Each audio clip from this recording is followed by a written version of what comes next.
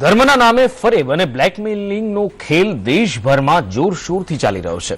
ઢોંગી પરમાનંદ બાદ એક બાબા પર અશ્લીલ હરકત અને બળાત્કાર ગુજારવાનો આરોપ લાગ્યો છે।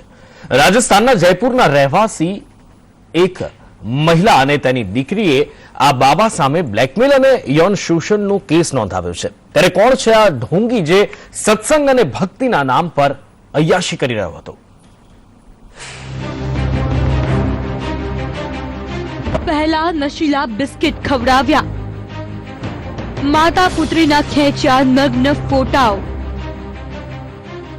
बाबा खेलतो हतो गंदो खेल, सत्संग भक्ति अने सेक्स। जी हाँ, आ तस्वीर घणुं ज कही जाय छे। ढोंगी परमानंद बाबा पछी दिल्हीमां एक वधु साधुना रूपमां शैताननी करतूतो खुली छे। सत्संगना नाम पर महिला भक्तो साथे अश्लील हरकतो अने रेप करवावाळा आ कथित बाबानो भांडाफोड़ थई गयो छे। आ कथित बाबानो दिल्हीना छतरपुर रोड पर आश्रम होवानुं कहेवाय छे। अहींया दर सोमवारे ते सत्संग करता हता। पीड़ितनो आखो परिवार आ बाबानी मायाजाळमां आवी गयो हतो। ढोंगीनी भक्तिमां लीन आ परिवार जयपुरथी दिल्ही આવ્યો હતો। हाल तो आ बाबा पर एक 22 वर्षीय युवती अने तेनी माए बलात्कारनी फरियाद नोंधावी छे। आ साथे ज बाबानी કેટલીક આપત્તિજનક ફોટો પણ જાહેર કરાઈ છે, જેમાં તે અલગ અલગ મહિલાઓ સાથે દેખાય છે।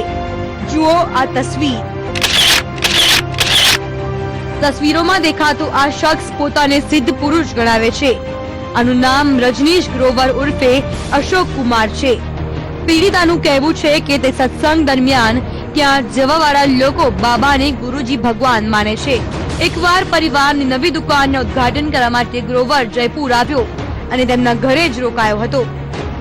આ દરમિયાન નશાવાળા બિસ્કિટ ખવડાવીને બાબાએ તેમના પર બળાત્કાર ગુજાર્યો હતો અને તેની માની પણ આપત્તિજનક ફોટો દેખાડી હતી।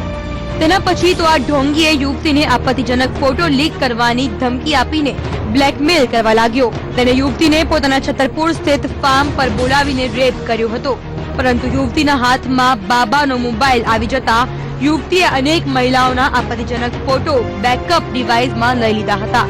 છેલ્લા કેટલાક દિવસોમાં આરોપીએ તેને પોતાની સાથે ફરવા આવવા પણ કહ્યું હતું। આનાથી ગભરાયેલી પીડિતાએ પરિવારજનોને ઘટના જણાવી હતી। બીજી બાજુ પીડિતાની માએ પણ બાબા પર બળાત્કાર અને રૂપિયા તથા ઘરેણાં પડાવી લેવાનો આરોપ લગાવ્યો છે। જે મહિલાના પતિ કે પિતા ન હોય તેવી મહિલાઓને આ બાબા ટાર્ગેટ કરતો હતો। તેના કુકર્મમાં 6-7 મહિલાઓ પણ સાથ આપતી હતી। બ્યુરો રિપોર્ટ, સંદેશ ન્યૂઝ।